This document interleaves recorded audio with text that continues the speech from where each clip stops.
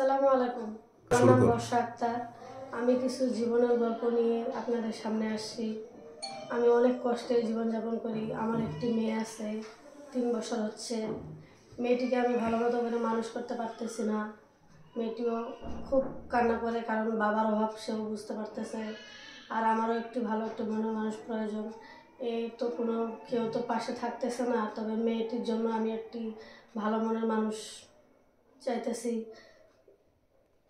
মানে মেয়ের জন্য ভালো মানুষ চাচ্ছেন বলতে কি বোঝাচ্ছেন একটু বলেন তো। মানে মেয়েটি বাবার অভাব বুঝতে পারতেছে, তার একটি বাবার প্রয়োজন, আমারও তো একটি স্বামীর প্রয়োজন। স্বামী ছাড়া তো আর জীবন চলে না। কারণ আচ্ছা, মিডিয়ার সামনে আসছি কিছু সাহায্য। কতদিন থেকে আপনার স্বামী নেই? আমার স্বামী 3 বছর হচ্ছে স্বামী নেই। 3 বছর হয়েছে। তা আসলে এখন কি মেয়ে কি বাবা খোঁজে নাকি? হে বাবা বলে ডাকে, কিন্তু আমি তো এর অভাবটা দিতে পারতেছি না। কি বলে মেয়েটা? মেয়ে বাবা বাবা বলে ডাকে। এখন আমি মা, আমারও তো মন চায় যে তার অভাবটা এখনো যদি আর অভাব আমি বুঝতে, অভাবটা যদি না পূরণ করতে পারি তাহলে তো আমি ব্যর্থতা। এর জন্য আমার মেয়ের জন্য হলো আমার একটা ওর বাবার প্রয়োজন, আমারও একটা জীবনসাথী প্রয়োজন। আচ্ছা, আপনার জীবনসাথী প্রয়োজন। জি। তা আসলে জীবনসাথী দিয়ে কি করবেন বলেন তো একটু। জীবনসাথী দিয়ে কি করব? জীবনসাথী তো লাগবেই, জীবনে বেঁচে থাকতে গেলে একটা মানুষ লাগবে না? কারণ আমার জীবনটা কি হয়েছে, আমারও তো একটা মানুষ চাই। একজন মানুষ লাগবেই আপনার। জি। আচ্ছা, তো আসলে এরকম তো ক্যামেরার সামনে অনেক মেয়েরা এসে বলে যে তার একজন সাথী দরকার, কিন্তু তারা প্রতারণা কেন করে?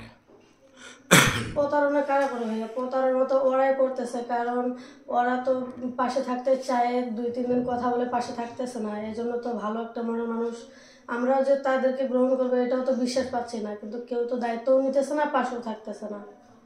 কি বলে সবাই? কি বলে, খারাপ উদ্দেশ্য নিয়ে কথা বলে, কিন্তু ওদের সাথে সায় দিতে পারি না দেখে তো ওরা চলে যায়। কিন্তু আমরা তো চাই ভালো একটা মনের মানুষ, যে নিঃস্বার্থকভাবে ভালোবাসবো, এমন একটা মানুষ চাই। আচ্ছা, নিঃস্বার্থভাবে ভালোবাসবে এমন একজন মনের মানুষ চাচ্ছেন, এই তো? জি। আচ্ছা, তো আসলে এই যে নিঃস্বার্থ ভালোবাসবে আপনাকে, আপনি তাকে কি করবেন? আমি তাকে কি করব? ও যদি আমাকে নিঃস্বার্থকভাবে ভালোবাসে, আমিও তাকে ভালোবাসবো। নিঃস্বার্থভাবে ভালোবাসবেন? জি। তো সেই ভালোবাসা আছে আপনার কাছে? আছে, কেন? আমার জীবনটা কি হয়েছে? কতটুকু আছে, কতটুকু দিতে পারবেন? দিতে পারবো, সবটুকু উজাড় করে দিব, সমস্যা নেই। আচ্ছা, কতদিন ধরে স্বামী নেই? 3 বছর ধরে। 3 বছর ধরে। হ্যাঁ। তো এই পর্যন্ত কয়জনের সাথে প্রেম করেছেন? প্রেম তো আমি করিনি, তবে মানুষ আসতেছে, আবার 2-3 দিন ধরে কথা বলে চলে যাচ্ছে, তো সবার সাথে তো আর প্রেম করা যায় না। ভালো মানুষ হলে তাকে তো মন দিব।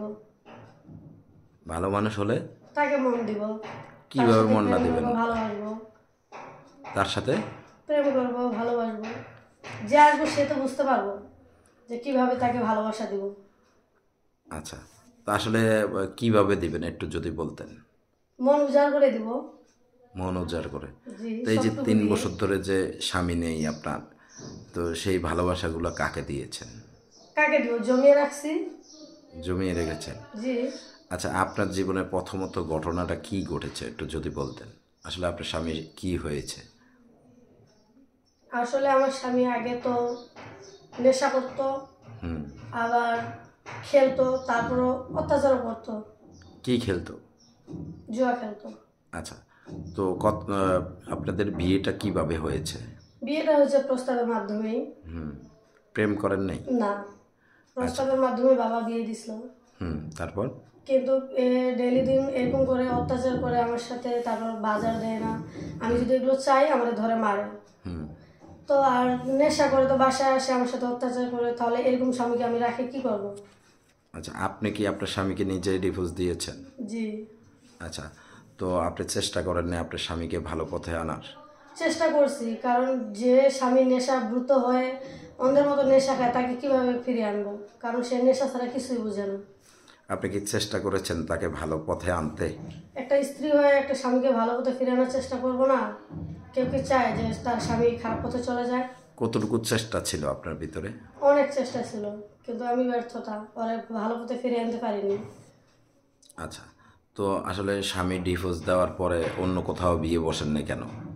বিয়ে বসিনি, কারণ দেখতেছিলাম যে হচ্ছে জীবনটা কিরকম, কারণ অনেক কষ্ট বুকে নিয়ে 3 বছর অনেক কাটছি। এখন তো মেয়েটা বাবা বলে ডাকে, আর আমারও তো অনেক ভালোবাসা জমিয়ে রাখছি। আমিও তো একটা মেয়ে মানুষ, আমারও তো যৌবন আছে। আমি কি করে এতদিন জীবন কাটাবো?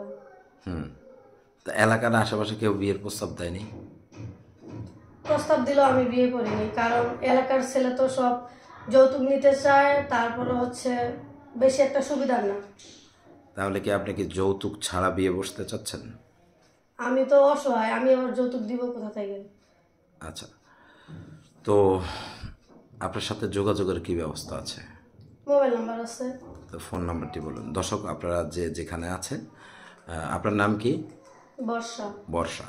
এই বর্ষাকে যারা দেখছেন, আপনারা তাকে একটু সাদা মনে সাহায্য করবেন।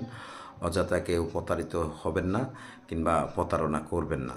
আপনারা ভালো করে দেখে শুনে যাচাই করে তারপর মোটা অঙ্কের টাকা পয়সা দিবেন।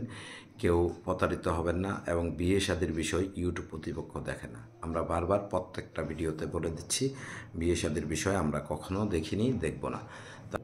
আচ্ছা, তো এই নাম্বারে কি বিকাশ আছে? জি। আচ্ছা, তো এই যে আমাদের এই ভিডিওটি যারা দেখছে, যে দর্শকরা দেখছে, তাদের উদ্দেশ্যে আপনার কি বলার আছে?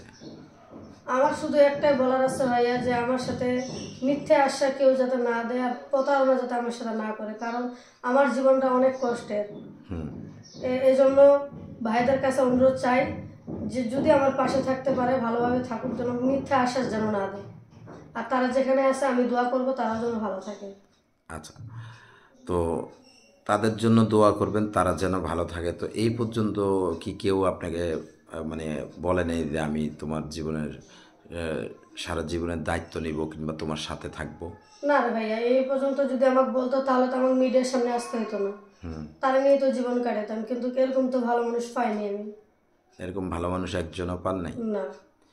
কেমন পেয়েছেন? এগুলো প্রতারণা করতেছে, 2-3 দিন কথা বলে সময় দিয়ে আবার যখন মেয়ের জন্য বা আমার জন্য চাচ্ছি তখন ওরা হারিয়ে যাচ্ছে, ফোন ধরতেছে না। আচ্ছা, তো এইভাবে আর কতদিন ক্যামেরার সামনে আসবেন আমি আপনি? যতদিন মনে মনে না পাবো ততদিন অব্দি আসতেই থাকবো। তা আমরা তো আপনাকে আর নিব না। নিবেন না? না, ক্যামেরার সামনে আর আনবো না। কারণ আপনি মনের মানুষ পাচ্ছেন না, কারণটা কি? আপনি তো দেখতে শুনতে অনেক সুন্দর, কেন পাচ্ছেন না বলেন? তাদের হয়তো আমার চোখে, ওদের চোখে আমি ভালো না, এজন্য হচ্ছে আমার সামনে আসতেছে না। আচ্ছা, তো ঠিক আছে আপু, ভালো থাকবেন। দর্শক, আপনারা যেখান থেকে এই ভিডিওটি দেখছেন, সকলে ভালো থাকবেন, সুস্থ থাকবেন। তো আপনারা সকলে ভালো থাকবেন, কেউ প্রতারিত হবেন না, ভালো করে যাচাই করে নেবেন। সবাই ভালো থাকুন, আল্লাহ হাফেজ।